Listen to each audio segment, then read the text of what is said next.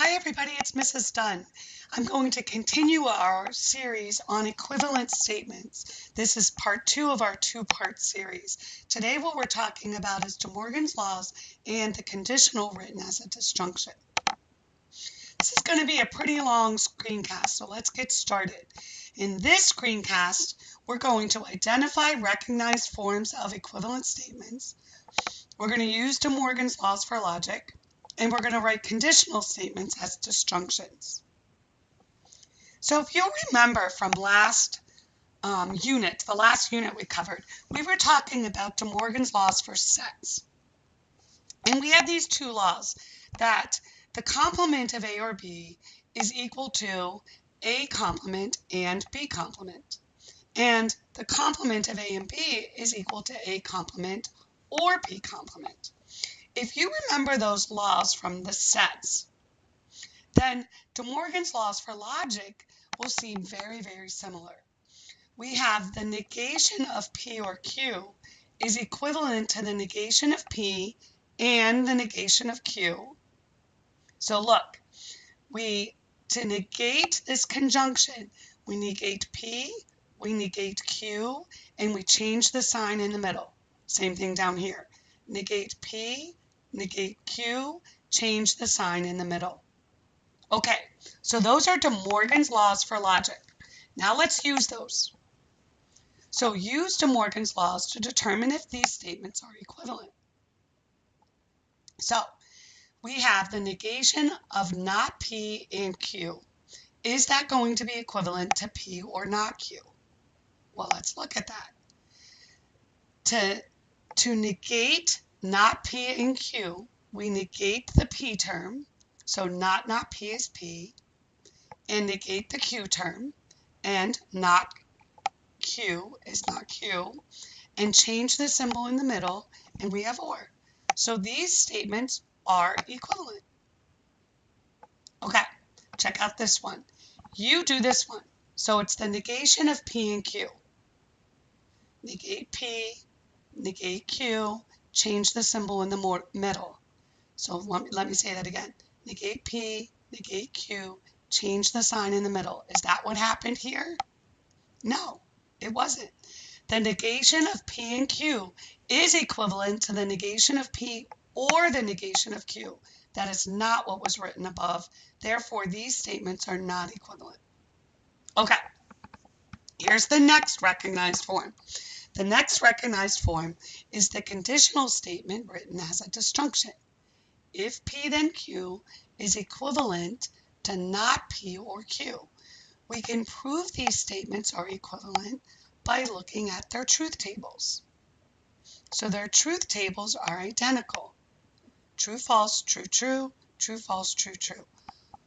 I want you to think more about why that would be true. So think about this statement.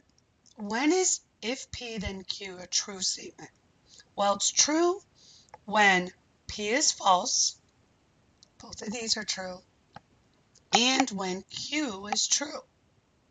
So that's what this conditional written as a disjunction is saying. Okay, the next one is the negation of that. So the negation of if P then Q is equivalent to P and not Q. Why? Well, you can use De Morgan's laws here.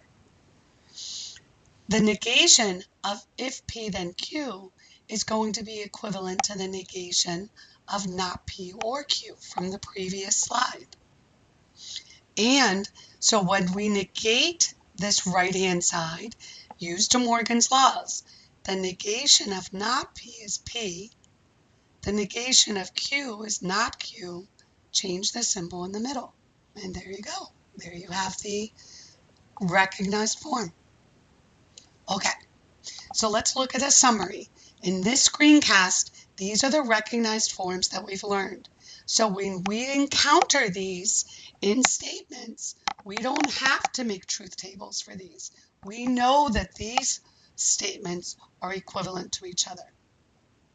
So let's use these statements to write equivalent statements. So use the fact that if P then Q is equivalent to not P or Q, to write an equivalent form of this statement. If Danny goes to the Bears game, then the Bears will win. Let's break this down. This is how I would encourage you to do these kinds of problems. So break it down into its two statements. The P statement is Danny goes to the Bears game. The Q statement is the Bears will win. If P, then Q. So what's equivalent to this is not P or Q. So what would that statement be? Not P is the negation of this statement. Q stays the same. So Danny does not go to the Bears game, or the Bears will win. Okay, let's try another one. This one's a little trickier. The Foo Fighters will practice, or they will not sound good. The Foo Fighters will practice is our P statement, or they will not sound good. They will not sound good is our Q statement. It's actually not Q. So what we have is the opposite of what's written here. We have P or not Q. So to find the equivalent statement, we're going to have to write not P, then not Q. We have to negate this and keep the Q the same. So that statement in words would be, if the Foo Fighters will not practice, then they will not sound good. All right, one more example. We're looking at the negation this time. So the negation of the conditional written as a conjunction. The Badgers beat the Nittany Lions and the Bulls beat the 76ers. So the Badgers beat the Nittany Lions and the Bulls beat the 76ers. The Badgers beat the Lions is our P statement, and the Bulls beat the 76ers is our Q statement. Now remember, in the rules, it should be P and not Q.